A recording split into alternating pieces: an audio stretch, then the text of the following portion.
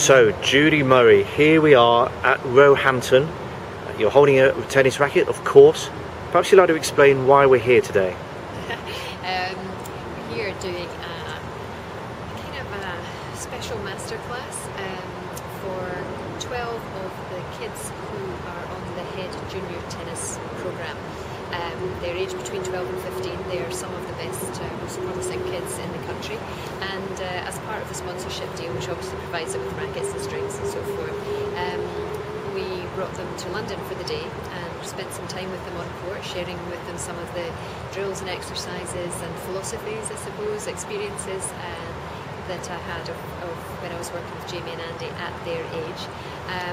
And then I had the chance to speak with the parents and the kids. They do a kind of a Q&A, because it's very important to share with the parents what the journey is going to be like, what's important at this stage of their child's development, how they can help their child to prepare for the demands of tennis and the possible life of a tennis pro. Because if they're anything like me, they would be flying by the seat of their pants, and there isn't anybody to tell you what that's like. So, and in the afternoon they're going to Wimbledon to have a tour of Wimbledon and a tour of the museum. So it's a great way of inspiring the kids, sharing with the parents, sharing with the rest of the head coaching team that are here, but getting them closer to the big time, and making them feel that it's not just something they see on the TV. The whole head programme is obviously headed up by Andy. He's their UK ambassador. It has Novak Djokovic and Maria Sharapova as worldwide ambassadors, and it's a great way for the kids to feel a sort of a sense of belonging, that they're part of something special.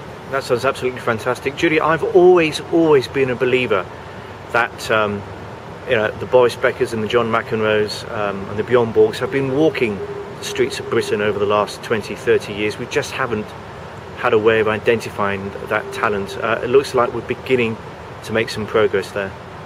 Yeah, I definitely. I mean, the talent is there. Of course you have to find it, but you usually find it by creating an opportunity, and opportunity comes with facility. Kids need to have somewhere to play.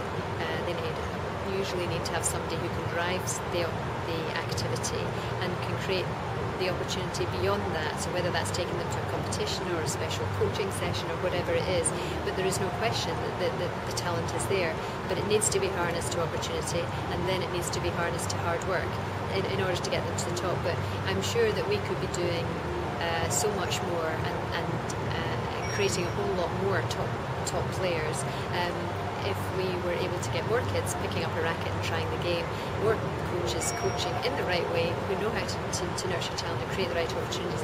But the main thing is to make our sport more inclusive, more accessible, more affordable, and taking tennis into places where it currently doesn't exist.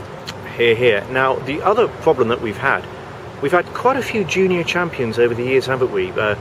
Winners of Junior Wimbledon, winners of the Orange Bowl in Florida, who haven't been able to take that crucial jump from being top junior to successful senior. Why do you think that's been the case, Judy, and are things looking up in that department?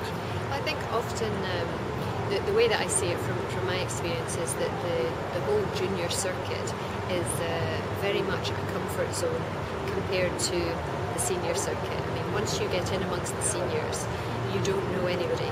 You don't know the players, you don't know the coaches, and you are involved in other people's livelihoods. It's a career. There is prize money. There's no prize money in the juniors. You know pretty much most of the kids that are playing the junior circuit. You'll know the coaches. It will be quite familiar.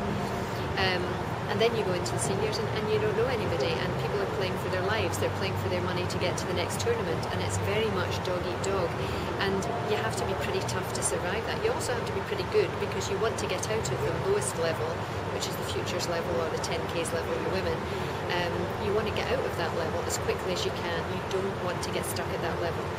So you need to be able to progress through that quickly. That requires a decent game, a strong mind, and obviously the finance to be able to go to the right tournaments. So I think a lot of it is the way that kids are brought up is making sure that we don't bring them up in that comfort zone, that they understand what it is we're preparing them for, the demands of a tennis player, the life of a pro, that it's going to be tough, you're playing for a living, you know, and it's not the kind of fun and games or the relative fun and games of the junior circuit. Can't let you go without a quick word about last summer, this summer. Last summer, somebody you know quite well did rather well at Wimbledon. How do you better that? I'm not sure you better that. I think you know, winning Wimbledon is just something else. It's the biggest prize in tennis, and it's you know, it was a moment in history, you know, because it was so long since a British man had won the title, and I think for the last 6 or 7 years since Tim and Greg retired, it was the question that Andy heard more than any other: when are you going to win Wimbledon? And it was like, well, you know, it's not like he's not trying. I mean, you could see how much it meant to him the year that he lost to Roger, and yeah, I mean, that was his goal from when he was a little boy, and then suddenly you saw it becoming a reality, and it was a very, very special moment. But yeah, so now he has to go back this year and you know, and defend the title, and that will bring us a different sort of pressure. But you know, it's a new experience, and you just got to get your head around it and take one match at a time. It's a new but a very welcome experience, huh? Yeah. Well, he's always handled the pressure unbelievably well, so I hope that he'll be able to do the same this time. All right, Judy. Thanks for your time. Have a great summer. Thank